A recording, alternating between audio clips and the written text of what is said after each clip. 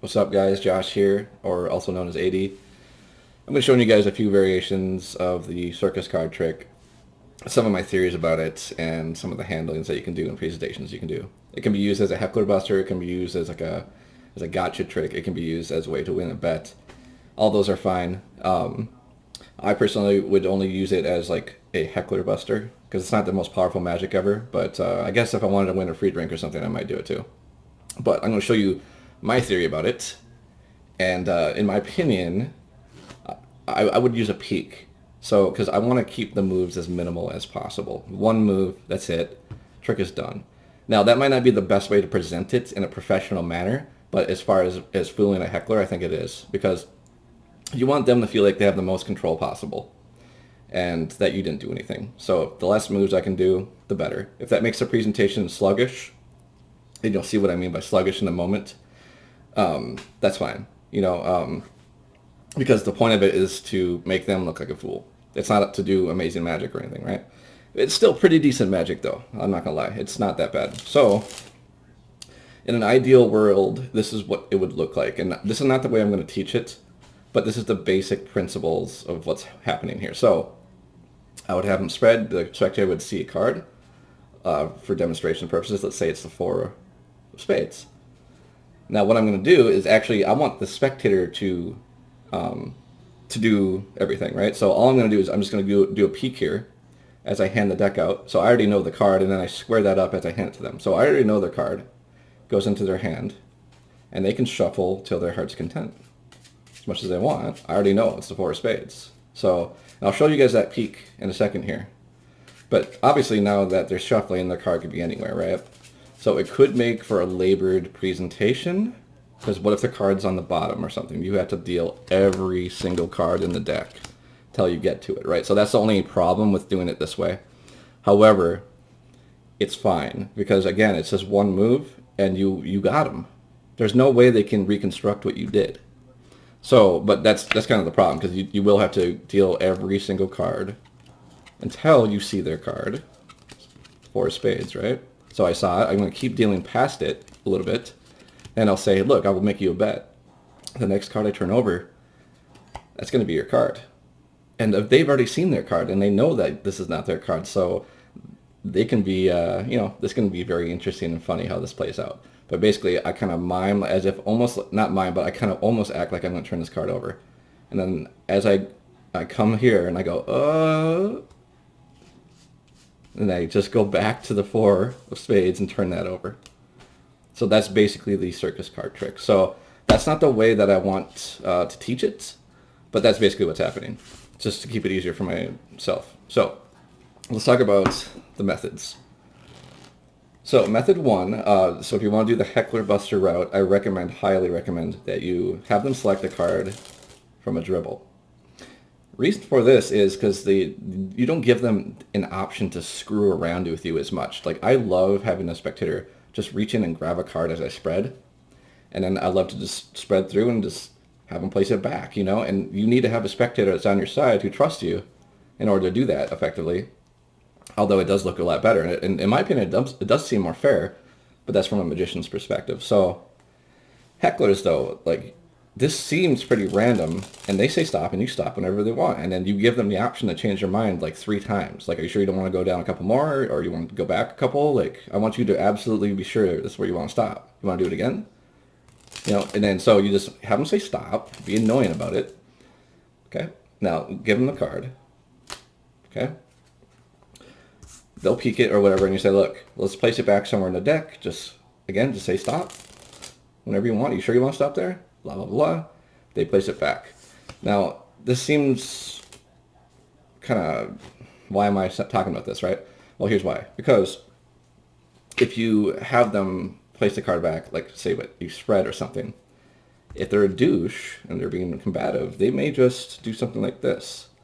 They may just stick the card up here. Or they might stick the card in here and push it all the way in before you can do anything. And that would, there is ways to get out of that, but you don't want to get in that situation. So in my opinion, the best way to do this to deal with somebody who's not a good spectator would be to just dribble the cards and have them say stop. It's very hard for them to argue with you They got to say stop. They got to choose where to put it back. They got to choose when to pick it. So, and you can reinforce these ideas with them if you want to. It's not totally necessary, but this is what I'm going to recommend to do, because I think this is just the most solid overall way to do it. So you dribble, have them take the card, dribble, cards placed back in the middle. Now here's the one couple extra little move you have to do. So you have to get a break under this card.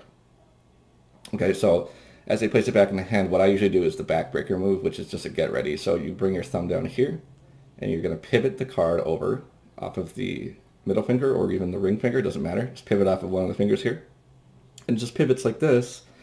And you don't need to pivot it very much. It doesn't have to be like that. It's just a tiny little amount like that. And you just do that as you come and close up everything. Now I have a break under the card instead of above the card. Because the peak that we're going to do, you need to have the break above the card. Okay, so nothing too crazy. If you want, you can have them place the card back here, and then you can just have them place it back, and you can even just push it over like this as you close it up, and then get a break there as you close it up. Nothing too crazy, but whatever you need to do to get a break under that card, you can just very easily push it over like that, and then get a pinky break too. The classic get ready, but I like the backbreaker. So just go like that as you close it up. Now they're not really looking at your hand at that point. Okay, you'll be talking to them or saying something, right? So one more time, boom. They see the card, get a break under the card, close up. Now what you're going to do to do the peek is you're going to rotate your hand over, but you're going to create a step. So you have a pinky break right now, but what you're going to do is you're going to push inwards at the fingers like this. So push inwards just a little tiny bit, nothing crazy, just a little bit. You're only pushing over the top packet. And what you're going to do is you're going to create a small step. So right now the packets are kind of square. They're kind of they're like flush, right? But what you want to do is create a step. So you're going to push in a little bit with the pinky like that, and then let go of the break completely. Because as you turn your hand over now, you're going to keep pressure. Now you'll have a little step right where their card was, which should be the right there. Let's do a cleaner example. Okay, get a break under their card. Say it's the 7 of clubs. We're here. We have a big pinky break. As I turn my hand over, I get the peek here. Okay, so you can't see what's happening, but I can. See how easy that is to see? You get that little step, you get that peek here, and then you square it all up, as you hand it to them, so they don't see any discrepancy there. All right, not too crazy. Just a simple. I think that's called the heel peek. I should probably have looked that up before I made this tutorial, but just bear with me. I'm pretty sure that's the heel peek. So let's say it's the 5 of hearts. You get a break below the card. It doesn't matter how you do that. Close up. Now we're going to create a step here as I turn the hand over. So boom, we're using the pinky I'm mostly using my pinky to push in here. Okay, see how, you don't show that. So keep pressure. That's why I say keep pressure here. With the thumb on the top packet. Or now this would be the bottom packet, right? Because you're turning your hand over. Keep pressure so everything is flush. But you'll see that peak right there. Okay, and this is to yourself. And then you square it up a bit here on the edges. Oh my gosh. As you hand it to them so they don't see that discrepancy, okay? That's the whole thing. That's the whole move. That's the only move you have to do. So it's beautiful, and it's pretty much impossible for them to reconstruct that. So, because you're going to treat it like, hey, look, you saw your card. Now look, I just want you to take it now. Take the deck, and you shuffle. I don't want to touch anything. Okay, so that's kind of the attitude, and it really throws them off, especially if you have these gestures like, oh, look, just take it, They're not really going to feel anything there, okay? And then basically at that point, you'll just deal the cards again until you see their card, okay? Once you see it, you just deal a few more past it, maybe 5 or 6 more. And you say, look, I bet you the next card I turn over is going to be your card. And you really act like you're going to turn this one over. I like to hold it like this, kind of in this weird, kind of a weird way, It's almost like building the suspense a little bit, and then boom, I put it back, and then I just go back and find whatever card it was, turn that over. All right, so that is the main way that I like to do it. And then let me show you one other presentation as well. So this one I don't really think is better or anything like that, but it does offer a little bit better presentation because you'll know how things are timed better, and you'll know exactly what to expect. Because you could have their card be on the bottom of the deck. You know what I mean? And that could ruin the effect, right? So to get around that, it's extremely rare, obviously, but it could happen. So to get around that, what you do is you'll do a control, but it wouldn't make sense for their card to be on top, right? So what we'll do is we'll add some cards on top and then control them. So have them pick a card. Let's say it's this. 3 diamonds. You're going to control the card to the top, and I recommend using just a regular shuffle control. Double undercut. I like Mahatma. Just do that, Mahatma, and then maybe a retention, like a slip shuffle or something, just to retain it on top. Boom, that's perfect. Now what I need to do is get a peek of that card. So I know there is a peek from the overhand shuffle from Mahatma you can do. I don't know it though, but I just do a bubble peek. So I know it's a 3 diamonds here. As I'm talking, I just do a bubble peek. Boom. Now I'm going to cut the cards a little bit more. So I'm going to, let's see here. I just want to add some more cards above. So I'm just going to do a deep cut like this, really deep, and then just do some swing cuts. Boom. So I still know it's the 3 diamonds or whatever, right? Now I just added a clump of cards on top, so it's not on the top, right? And the reason to do this is just so that you can ensure the card's not on the bottom or anything like that, or like the first card or whatever, right? So I don't like this. I prefer them to handle everything and me to not handle anything. So I don't recommend that you do it this way. I'm just showing it for presentational purposes. This does work better if you want to have like a really scripted and timed presentation. But this is a pretty simple trick. Don't think it's necessary. But anyway, at this point, now when you deal through the cards, their card will be closer to the top, so you can time your patter a lot better. So if you had something scripted ahead of time, you can, this is your time for that to be doing your little spiel, and you'll have it timed really well, so you'll see their card and you'll just keep dealing, right? Okay, now the next card I turn over is going to be yours. So that's just a slight variation that you can try using the bubble peek, and I think there's a way to do it also from the Mahatma control. You can peek the card you control at the top. I mean, 100% you can, because it happens on accident all the time. Basically, when you do the Mahatma control here, you can get the peek of the card right here. Okay, so boom. As I turn my hand over, I'm peeking the card here.